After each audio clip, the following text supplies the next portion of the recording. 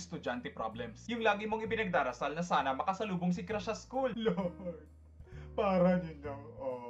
Estudyante problems. Nangungopia ka na nga lang, itatanong mo pa kung talagang tama yung sagot. Siguraduhin mo lang na tama to ha. Kung di, patay ka sa akin mamaya. Estudyante problems. Dahil bakasyon na, instant katulong ka sa bahay. Oy, may choice ka pa ba? Estudyante problems. Yung mas marami pang selfie pictures ng kaklase mo sa sarili mong cellphone kesa sa'yo. Baka gusto mo i-upload ko pa to sa Facebook, te. Estudyante problems. Pag may assignment, automatic, kopya dito, kopya dyan. Teka, kinopya mo lang ba to sa Google? O, naglikramo ka pa. Estudyante problems. Yung dumidepende ka na lang sa bonus points pag may exam, pampalubag loob. At least maka-points ka man lang. Estudyante problems. Pag walang pasok, Wala ding allowance. estudyante problems. Hot topic, ang epal na teacher at umi-epal na kaklase. Estudyante problems. Pag quiz daw, ubos na naman ang pad paper mo. Tsaka di pa na kontento. Hiniram pa ballpen mo at nangopya pa. San ka pa? Nasa'yo na ang lahat. Estudyante problems. Bagsak ka na nga. I-announce ba yung score mo? Ma'am, can I volunteer? Ako na lang po magpapahiya sa sarili ko. Pinagtrabahuan ko naman po yan kahit papano. Estudyante problems. Napakasosya. Ang gara manamit. At ang mahal pa ata ng cellphone ha. Pero ni ballpen at papel, di makabili. Nag-aaral ka pa, Neng? Estudyante problems. Yung ang dami mo na ngang problema. Ito pa yung math. Dumagdag pa. Gamit na tong linyang to eh. Dear math, please grow up and solve your own problem. I'm tired of solving them for you. Estudyante problems. Nakaset na nga yung alarm clock. Pina-extend mo pa. Di na late ka. Ngayon, sinong may kasalanan? Dear katamaran. Anong to? Till death do us part? Estudyante problems. Ang daming assignment at homework. Nagpupuyat daw. Iba naman ang inaatupag. Ipinagpabukas pa. Kasi sabi daw, mga cute lang ang nagpupuyat. Kaya nga gising ka pa. Aniwala ka naman doon. Eyebags lang ang madedelihensya mo niyan. Syunga, syunga. Estudyante problems. Ito yung malupit. One word, 6 letters. Easy to say, hard to do. Review. Estudyante problems. Kung malakas ang ulan, Lord, sana i-suspend ang klase. Estudyante problems. Akala ko sila pa. Kami na pala. Rason ng estudyante kapag hindi nakapaghanda sa reporting. Estudyante problems. Nga ka pagdating sa exam kasi nakalimutan mo yung ni-review mo.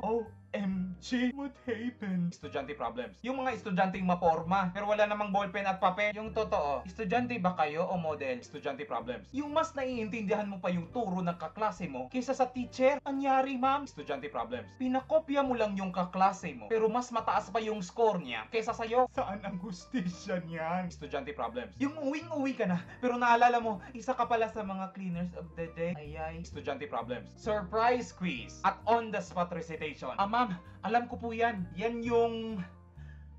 Basta, estudyante problems. Pag may assignment, sa bahay ko na lang to gagawin. Pagdating sa bahay, bukas ko na lang to gagawin sa school. Ano ba yan? Pag sure oy. Estudyante problems. Ito yung bukabibig ng mga estudyante.